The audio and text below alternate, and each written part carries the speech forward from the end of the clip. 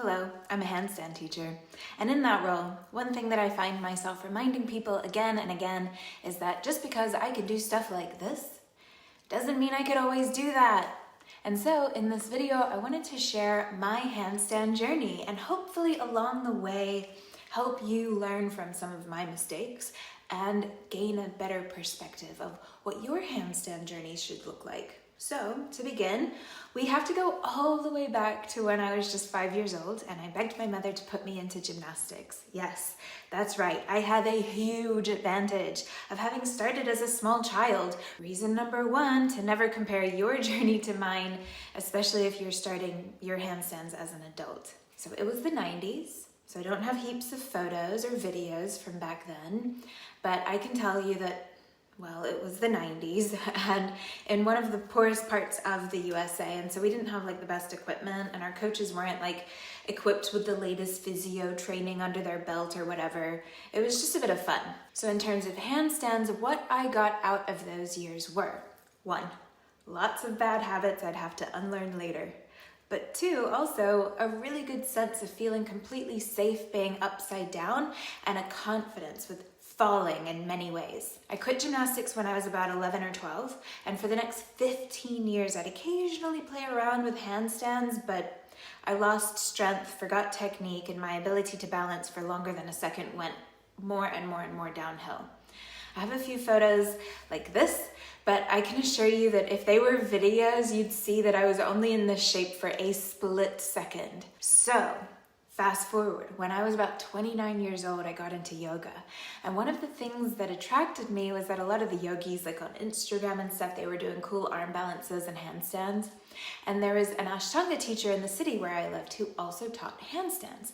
And so that was kind of the beginning of part 2 of my handstand journey, my adult journey. And that was about 10 years ago from the making of this video. So yeah, I feel like that's when my handstand journey kind of picked back up after really almost 2 decades of not training handstands or doing handstands in any kind of formal way. So again, I came equipped with 2 things that made it super easy for me. 1, my nervous system remembered how to be upside down. So I never had to like fight a battle against my amygdala freaking out about suddenly being upside down. And that is something to keep in mind if you're learning handstands as an adult, and especially if you never did them as a kid. Your entire nervous system is wired based on millennia of evolution geared around survival, finding food, being able to run away from danger. And I seriously doubt our ancestors that gave us our DNA spent time trying to balance themselves upside down on their hands. So give yourself a huge amount of credit if you're just working on being able to breathe and feel like you're not dying when you are upside down on your hands, even if you're up against a wall. And then the other thing that I came to my adult handstand journey with was a nervous system that remembered how to fall. So although I couldn't hold it for long, I had no issues, no fears about doing this kind of stuff. So again, I remind you that learning to fall is very much a skill, and you've got to learn this skill as part of your handstand journey. But it's not easy because your entire nervous system is wired to keep you safe from exactly that. I do have videos on falling, and I can absolutely do more if you want. But for now, what really intrigued me at the start of this adult portion of my handstand journey was learning how to hold the handstand. In gymnastics, we walked around a lot on our hands to stay upside down. But in yoga, it's encouraged to hold it in stillness. So as well as being able to hold it still, I also started out with an obsession of being able to balance in a straight handstand. Back then, when I first started out, I could just about balance in double stag. It was 2015 and I was on a softball team. And I suck at softball, so I was always put out in left field, literally. So I spent that time practicing my handstands and moving from stag legs to straight. And it's for this reason that I do encourage you to work with what you've got. Straight handstand, for example, is really hard. And instead, balancing with your legs in different positions, depending on what feels easiest for you, can be a great place to start. And then from that position, you can slowly, bit by bit, learn to bring your legs together. For me, I spent all summer not catching fly balls. Oh no, I was kicking up and falling and kicking up and falling and kicking up and falling and occasionally finding the balance and learning to slowly bring my legs together for that straight handstand. I just kept trying over and over and over again for weeks, and ever so slowly I would build more confidence and more consistency building that straight line. But what I will warn you about at this point is doing it this way meant that I developed loads of bad habits that later I would have to unlearn, especially because I'm hypermobile, which means my joints are super bendy and lack stability. So if you're really serious about learning handstands, I do encourage you to work with a coach who can ensure that as you learn and grow and build strength, you're doing it with all the good habits that you're going to want to keep. And that's not to say it's not okay to have bad habits. It's fine. It's probably inevitable, but why not avoid it if you can? So for me, it was kind of hanging in my shoulders instead of pushing. And I would need to engage my abs and glutes to stop falling over backwards all the time, especially since I learned to arrive in a straight handstand from that back bend shape. But I was holding a handstand with consistency, and I could do a few different leg shapes. And this is glorious. I didn't care that I didn't have the best form. I didn't care that I still fell sooner than I'd like. I was enjoying being able to handstand, and I would exercise that enjoyment every chance I got. Any surface that was handstandable was handstood on. And yeah, I was doing all that with repetition, loads of habits that I'd have to learn to break later on, but I was also developing so much strength in my arms and forearms and wrists and fingers and core and shoulders. And I learned to fight for it. This is one of my favorite mantras for a handstand practice. When you think you're falling, don't just give up and fall. No, fight for the balance longer.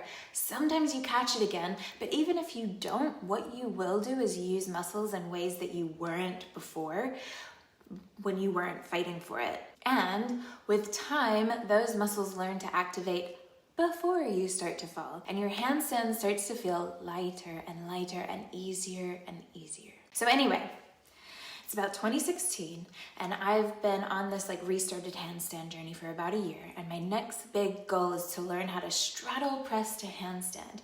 This is something that I could do as a kid in gymnastics, but now as an adult, I felt so heavy, and I really, really seriously questioned if I'd ever be able to do it again. Two things that helped me immensely were negatives, or lowering my feet slowly to the floor from handstand, and using blocks under my feet to help me get my hips over my hands. I was obsessed. I never cared what other people think of me when it comes to doing handstands in public as well, so I found getting the reps in to be quite easy, and I strongly believe that adults should feel more comfortable just playing and being playful and childlike in general, but especially in public spaces. So that's my philosophy. I had no qualms about grabbing some rocks in lieu of yoga blocks, for example, so I could do my handstands.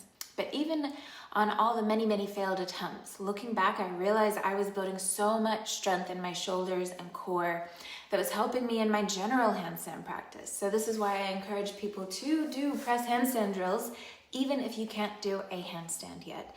They're so hard, but that's what makes them so powerful. So with my shaky straddle press and my straight-ish handstand, I went and did my yoga teacher training, and I began traveling all over the world and meeting loads of other handstand enthusiasts and handstand coaches.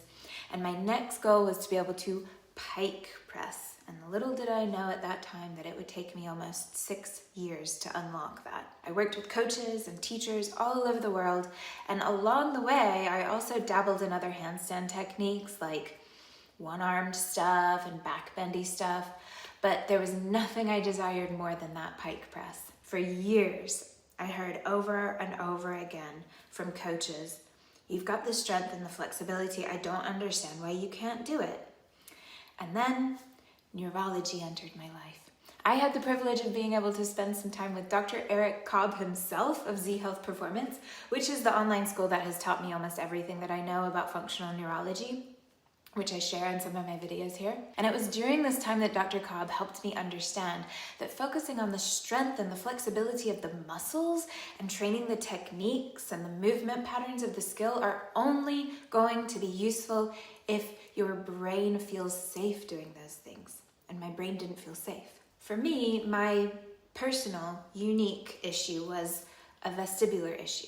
I fell in love with the vestibular drill, sometimes referred to as a vestibular ocular reflex, which you'll inevitably have done with me if you've practiced with me, where you shake your head, keeping your eyes focused on something like your thumb. And the VOR basically tricks your brain into thinking you're falling by moving your head quickly, and this activates all of these reflexive stability muscles without you even having to think about it.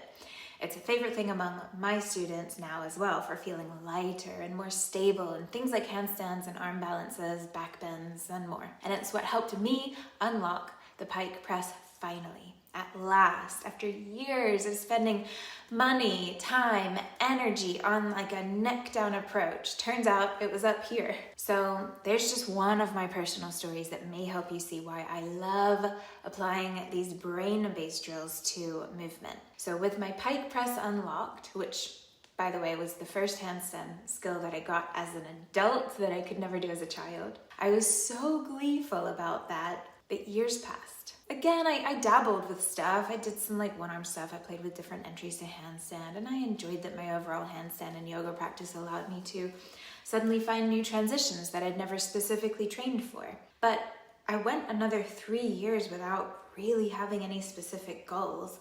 I look back and I realized that all those years I was kind of in maintenance mode. While I enjoyed beefing up my teaching skills, I created a handstand challenge. I started teaching regular handstand retreats, and of course started making some handstand videos for the YouTube. But my own practice kind of stagnated, which brings us finally to the present moment. So at the time of filming this, it is January 2025, and I've been on this handstand journey as an adult for 10 years, and I have decided to tackle the one handstand shape, and actually the one shape overall, that scares me, the Mexican handstand. Why does it scare me? Well, I think that it's because I have had issues with my low back being so bendy and not having the necessary stability to protect it if there's too much load placed on it.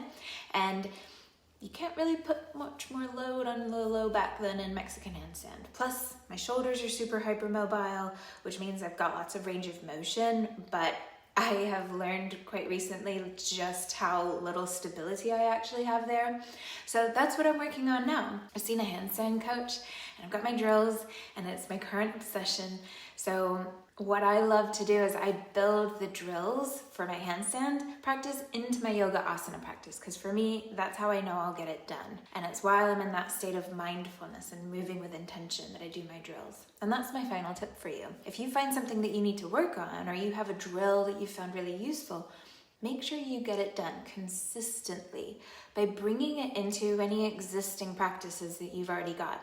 Habit stacking, right? So that's my journey. From 5-year-old gymnast to 39-year-old yoga teacher, I want to recap some of the lessons that I've learned that I hope you'll consider in your handstand journey.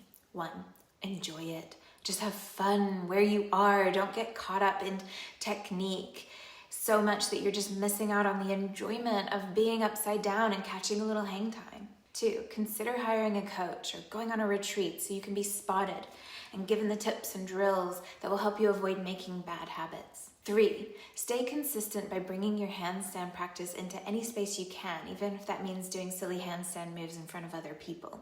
Who cares? 4, build your drills and practice into existing habits to make sure you get them done. I hope that you enjoyed this. Please like it and share it. Leave a comment. It really helps me understand how I can keep creating content that's useful to you if you tell me what you'd like to learn from me. Thanks again for watching. Sending you loads of love.